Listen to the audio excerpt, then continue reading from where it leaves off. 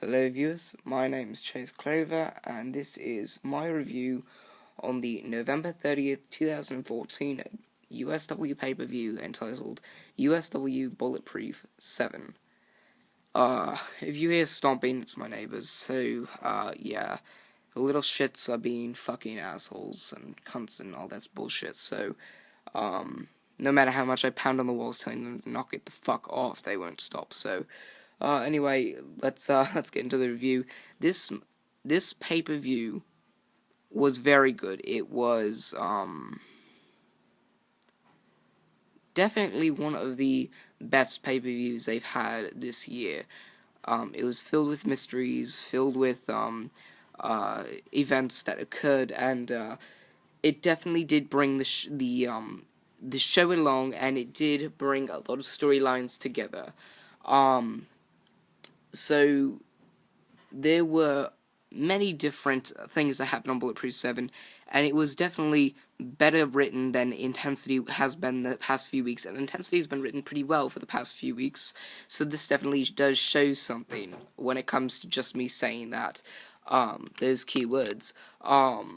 Bullet Proof VII did advance a lot of storylines, as well, and like I said, as well as I'm going to be getting into this further on in the review, with the Alexander Rotten and Hanasley rivalry that's now been, I guess, finished. The conclusion to it and the reason why it's no longer going to be going on was actually written pretty well. So I liked it and I enjoyed the pay-per-view. It was definitely something that was worth watching, worth seeing, and if you have the chance, sign up for the membership on their website and watch the pay-per-view over again. It's definitely worth watching, and you won't regret paying $60 for that pay-per-view. It was definitely worth watching. So let's get into the review.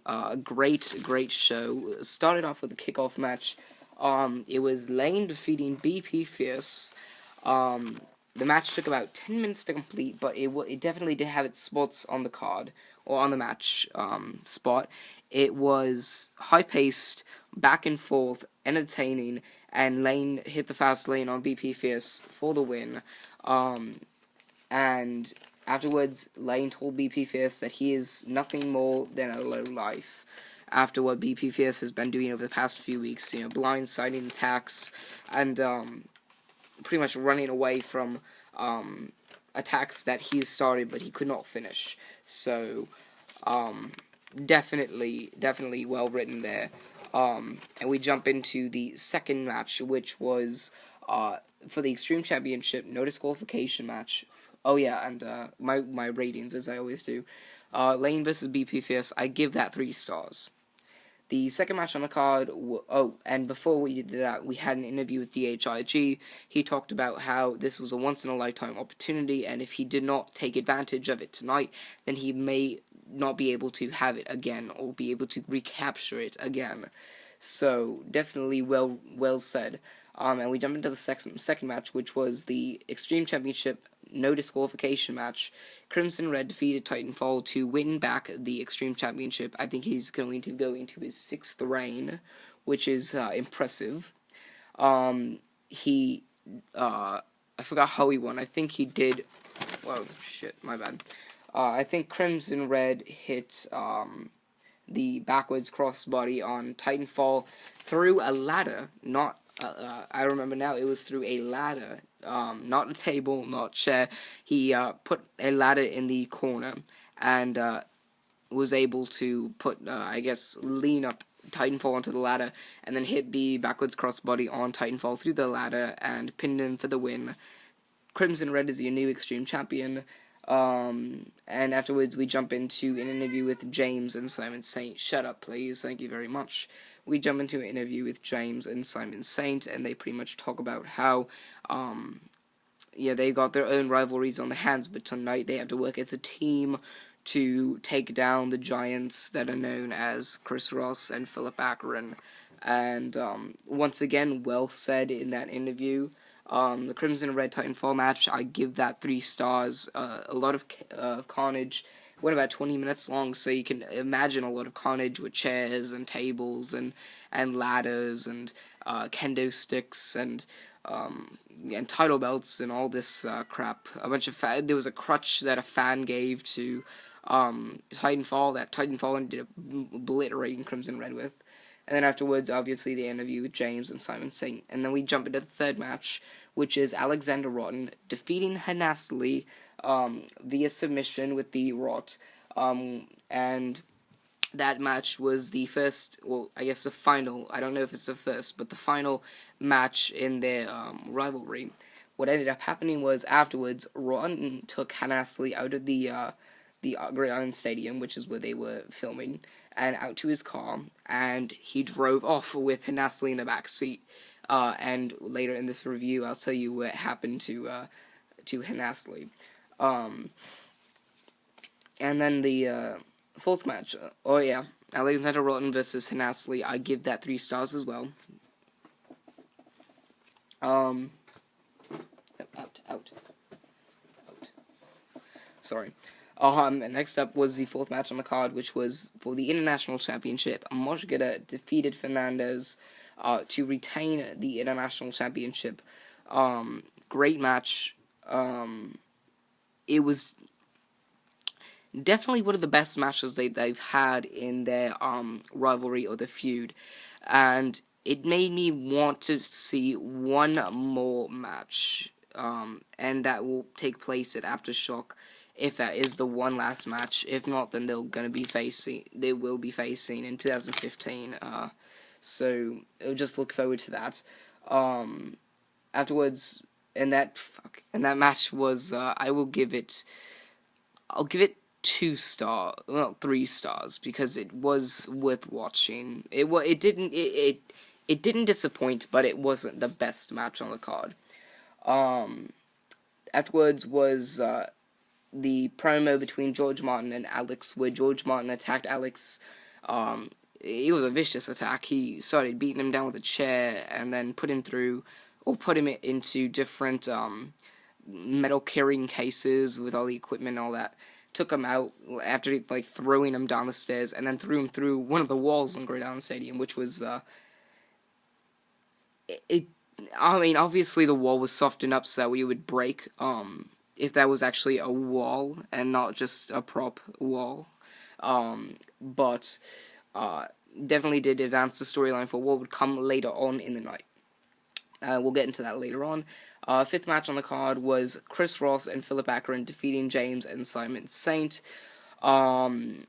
This match will earn, I'd say, 3 stars, because James and Simon Saint still did fight back against Chris Ross and Philip Akron, but it only lasted about less than 10 minutes. So James and Simon Saint weren't able to stick it in for too long before getting beat out by Ross and Akron. And that's how the match ended. I think it was Chris Ross hit the what was it? I think the pound or whatever. I think it was on James and pinned him for the win. And that was the ending to that match. Nothing really great, but it was pretty cool to watch.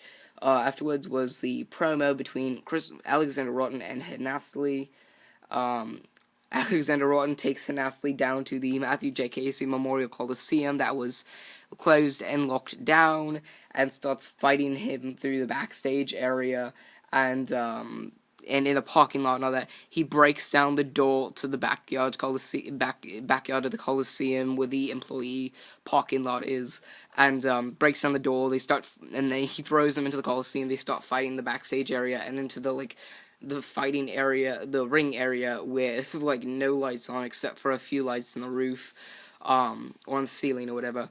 And then they start fighting, around the fucking Coliseum. And in the midst of the fight, we jump into the 6th match, which was for the Blue Belt Championship. It was Anarchy defeating Ash to retain the Blue Belt Championship. And this match it's 2 stars. It wasn't that great. Wasn't the highlight on the show, and it didn't deliver to what I expected it to be. I thought it would be a competitive match. I just didn't really care for it because I've seen it so many times. So it wasn't even that competitive. The match went for about 10 minutes, and Anarchy won after beating Ash pretty much, beating him down. Afterwards was the promo with Alexander Rotten and Astley.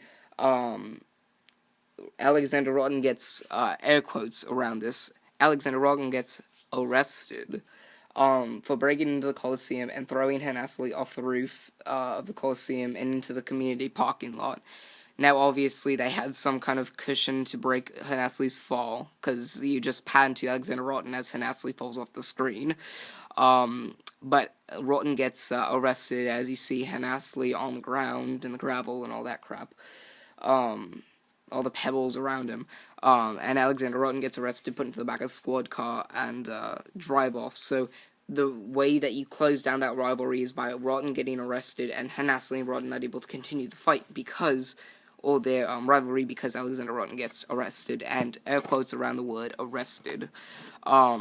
He did not actually get arrested. That was obviously fake and scripted, but it was definitely interesting. And just because something is fake and scripted does not mean that it doesn't, it's not interesting. I mean, the WWE is somewhat interesting, yet it's fake and scripted. So, the promos with USW are fake and scripted, but they're still interesting, aren't they? Yeah.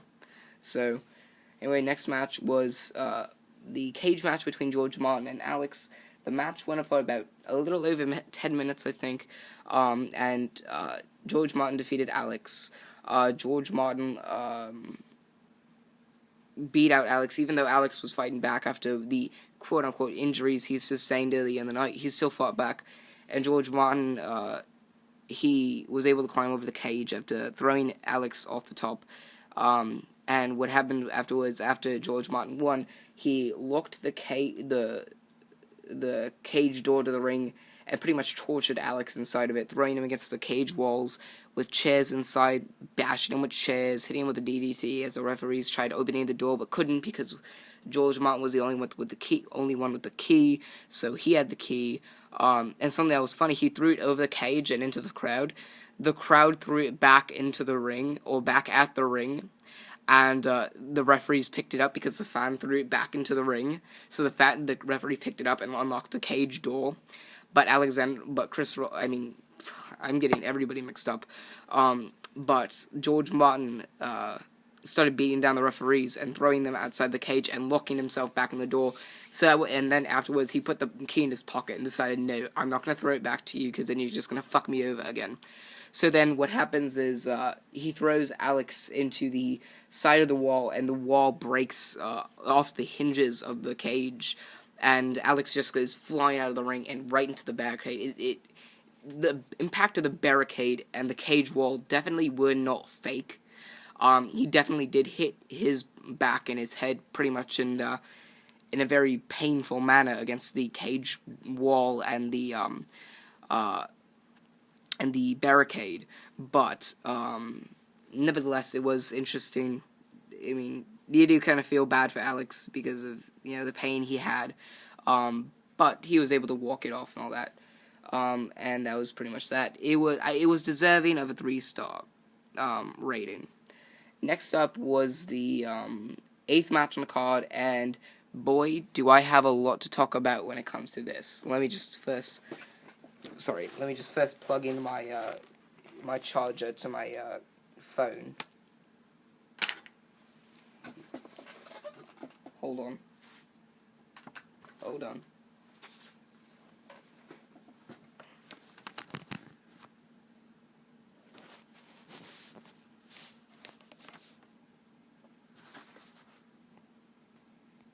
on, is it going?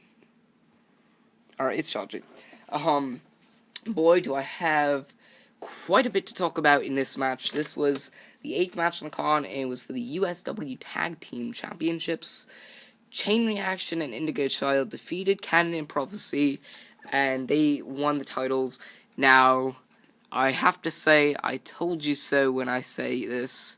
I've been thinking that this was going to happen for months now, and I was right.